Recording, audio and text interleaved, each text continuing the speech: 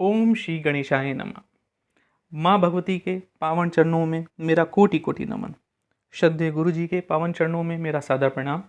आप सभी के माता पिता को मेरा प्रणाम। आप सभी को जय माता की। मैं कार्तिकेय कनक। आज चर्चा करते हैं गंगा सप्तमी के बारे में। सप्तमी तिथि दिनांक 7 मई 2022 अपराह्न 2:56 से आरंभ हो रही है, जो 8 मई दिन रविवार को सायं 5 बजे तक रहेगी। हिंदू धर्म के अनुसार उदया तिथि जिस दिन रहती है हम वही तिथि मानते हैं, तो उदया तिथि रविवार को हमें मिल रही है सप्तमी के रूप में। हम लोगों ने फिर गंगा सप्तमी का पर्व 8 मई दिन रविवार को हम लोग मना रहे हैं। उस दिन शिव पुराण के अनुसार सोमवती अमावस्या, मंगलवार चतुर्थी, बुधवार अष्टमी और रविवार को सप्तमी तिथि। अगर ये 4 तिथियां इन दिनों या इन वार में पड़ें तो इस दिन किया गया जप तप दान अनंत गुना फल हमें प्रदान करता है। चलिए हम लोग अपनी चर्चा को आरंभ बढ़ाते हैं, जो है आज के गंगा सप्तमी के बारे में। वैशाख मास की शुक्ल पक्ष की सप्तमी तिथि पर माँ गंगा का पृथ्वी पर आगमन हुआ था। धार्मिक मान्यता के अनुसार गंगा को बहुत पवित्र माना जाता है। इस कारण उन्हें मोक्षदायिनी माता कहा जाता है। हम सबका जन्म से लेके मोक्ष प्राप्ति तक का सारा कर्म उन्हीं के लिए, उन्हीं पर समर्पित रहता है। अतएव इस दिन गंगा तट पर स्नान और पूजन पाठ से हमें रिद्धि सिद्धि धन यश सम्मान की प्राप्ति होती है। साथ ही ग्रहों के जो अशुभ प्रभाव हैं काफ़ी हद तक उनका प्रभाव भी समाप्त होता है। अब आप हमसे कहेंगे कि भाई सभी लोग सप्तमी तिथि में गंगा स्नान करते हैं, कुछ अलग क्या है? चलिए जुड़ते हैं तो कुछ नया बताते हैं। सप्तमी तिथि में आप 2 काम और करिए, क्योंकि इस बार सप्तमी तिथि रविवार को पड़ रही है और रविवार में इस बार है रवि पुष्य योग। रवि पुष्य योग करना क्या है? घर से एक तांबे का पात्र मतलब इतना पात्र हो जो अपने वजन के हिसाब से कम उसमें आधा लीटर या 1 लीटर पानी आ जाए। भाई जिसको जितनी प्यास लगी है या जिसकी शरीर की, देखिए हर किसी की कैपेसिटी अलग अलग होती है। उस कैपेसिटी या उस क्षमता के अनुसार ही पूजन पाठ में हम दान करते हैं, या उतना, जैसे हम लोग नग पहनते हैं तो नग में भी कहते हैं वजन के हिसाब से आप उतने रत्ती का नग पहनिए। तो कम से कम जल तो अर्पित करिए। सूर्य हमारी आत्मा है, कर्म सबका प्रतीक है। चलिए जल लेते हैं तांबे पात्र में, माँ गंगा का जल। अब जल में लाल चंदन, रोली, थोड़ा गुड़, लाल पुष्प, ये सब मिला के सूर्य महाराज की तरफ हमें जल को ऐसे अर्घ देना है।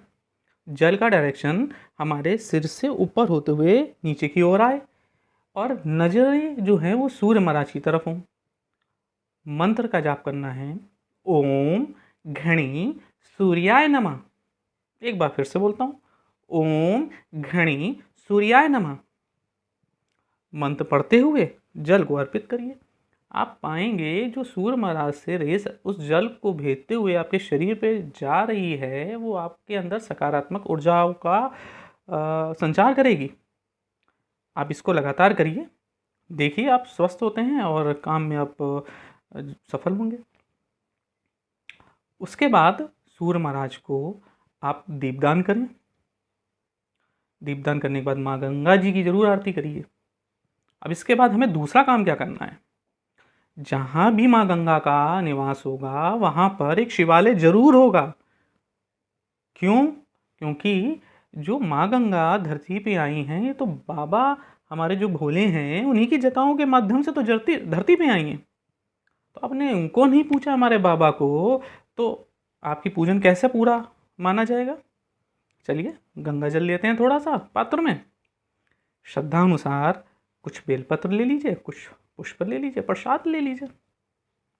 शिवालय पहुंचिए, बाबा का जल से अभिषेक करने के उपरांत बेलपत्र और पुष्प, फिर कुछ पूजन के लिए जो आपने भोग लिया है वो समर्पित करिए। ओम नमः शिवाय या महामृत्युंजय का, जो भी आपको आता हो श्रद्धा से, उसका आप नमन करते हुए उनको जलाभिषेक कर दें। पूजन के उपरांत 5 मिनट वहीं आसपास प्रांगण में बैठ जाइए, मन को शांत रखिए, कोई भी मंत्र बाबा से संबंधित उसका 5 मिनट ही जाप करिए। धीरे धीरे देखिए, ऐसा होता है हम लोग समाज में इतना कार्य करते हैं, निगेटिव जो चीज़ें होती हैं वो हमें बहुत जल्दी मिलती हैं, पॉजिटिविटी हमारी बॉडी में आने के लिए वो समय मांगती है। थोड़ा सा ध्यान करिए, आपको देखिए लाभ आएगा, धीरे धीरे लाभ आएगा, लेकिन आएगा ज़रूर। ये तो रहा 2 चीज़ें। पूजन करने के बाद एक मुख्य चीज़ है कि आप जब मंदिर प्रांगण से बाहर निकलें तो दान जरूर करें।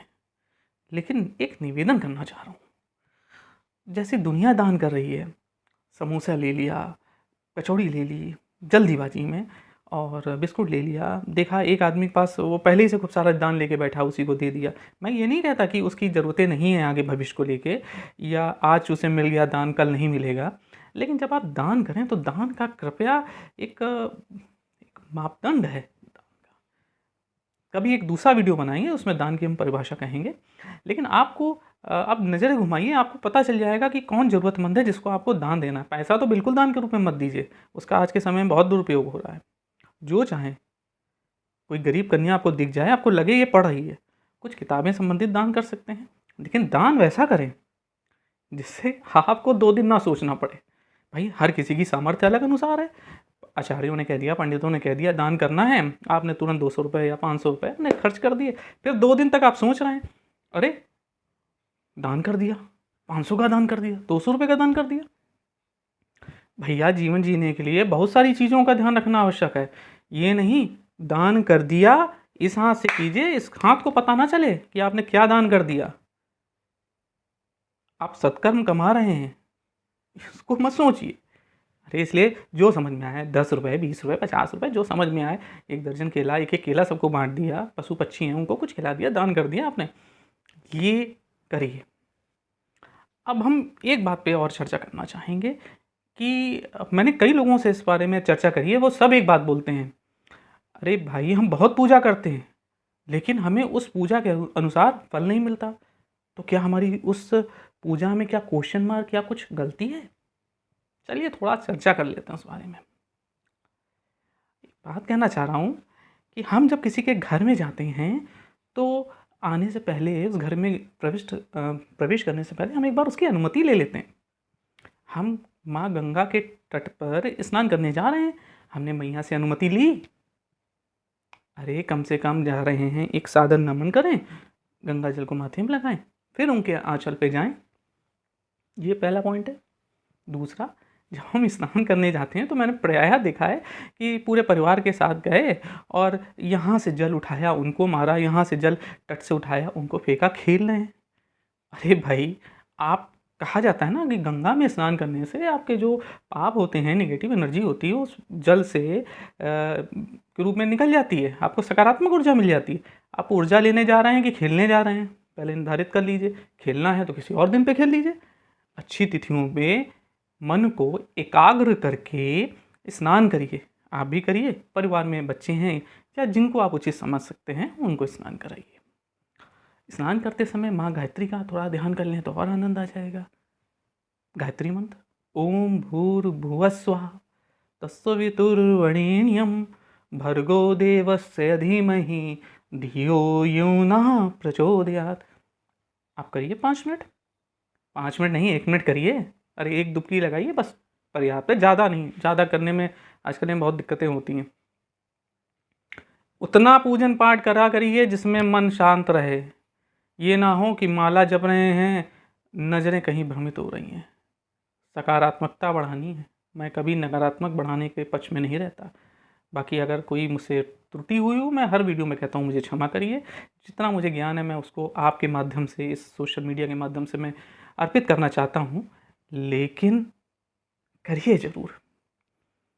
चलिए, उसके बाद हमने देखा है प्रायः आदमी ने स्नान किया, फिर ऐसे हाथ में गंगा जल लिया और अर्पण कर दिया। सूर्य महाराज निकलना है पूर्व दिशा से, आप जहाँ खड़े थे पश्चिम में अर्पण कर दिया, उत्तर में अर्पण कर दिया। अरे भैया, अगर हमें पानी पीना है तो आप हमें जो पानी देंगे वो हम अपने मुख के माध्यम से ही ग्रहण करेंगे ना। 100 में 50 आदमी 55 आदमी यही करते हैं, जल उठाया गंगा मैया के सामने अर्पित कर दिया, सूर्य महाराज निकलना है पूर्व दिशा से, तो दिशा का विशेष ध्यान रखिए। उसके उपरांत आरती जरूर करिए माँ गंगा की, आरती करिए और आपने आरती उपरांत जो भी सोच रखा है, जो तत्काल परिस्थिति के अनुसार सबसे जरूरी है, 1 2 3 4 ज़्यादा ना बढ़ाइए, इतनी विनती मांगिए, क्योंकि ईश्वर भी कहता है कि कर्म तो करो, दे तो सब कुछ रहे, थोड़ा बहुत कर्म करिए, सब उसी पे डिपेंड हो जाएंगे तो फिर कर्म का आनंद नहीं आएगा। इन सब को करने के उपरांत क्षमा याचना करिए। और चलिए एक बात और चलते समय एक बात बोलना चाहूँगा। प्राय ऐसा होता है कि गंगा तट पे या पूजन पाठ का जहाँ हम लोग मंदिर जाते हैं, पूजन के बाद हम लोग ऐसा ज़रूर देखते हैं कि हम लोग अपनी पूजन सामग्री को वहीं छोड़ देते हैं। ये 90% केस में होता है। किसी मंदिर में गए, प्रसाद के लिए पॉलीथीन लेके गए, प्रसाद चढ़ाया, पॉलीथीन छोड़ दी, चलिए आए। फूल के लिए लेके गए, पॉलीथीन छोड़ दी। आप ये सोचिए, जो प्रसाद या जो भी आप उनको अर्पण कर रहे हैं, वो जो आपका बची हुई सामग्री जो आप छोड़ते हैं ना, वो अपनी शुभता, अपने पुण्य क्रम को वहीं छोड़ देते हैं। तो आपको कैसे पूरा पुण्य लाभ मिलेगा?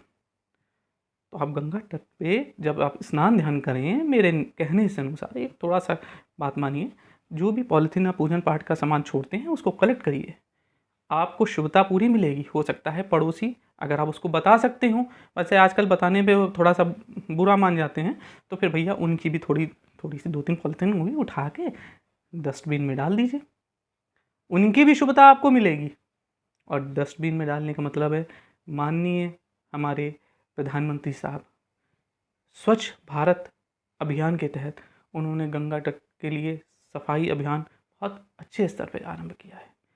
आप भी अगर कुछ इस तरह का कार्य करते हैं तो आप उसी दिन एक श्रमदान भी कर देंगे। और जो हम लोग एक श्रेष्ठ भारत की संकल्पना हम लोग सोच रहे हैं, प्रधानमंत्री जी के और हमारे माननीय मुख्यमंत्री के विचारों के क्रम पे, हम लोग उसमें थोड़ा सा योगदान कर सकते हैं। अंतिम शब्दों में मैं एक बात और कहना चाह रहा हूँ, ये 5G का जनरेशन चल रही है। इस 5G में हमें अपनी जो मूल धरोहर है, हमारी जो मूल संस्कृति है, उसको बचा के रखना है और उसका पूरा लाभ हमको अपनी वंशज, हमारे आने वाली पीढ़ी को देना है, क्योंकि हम सबकी एक आयु है।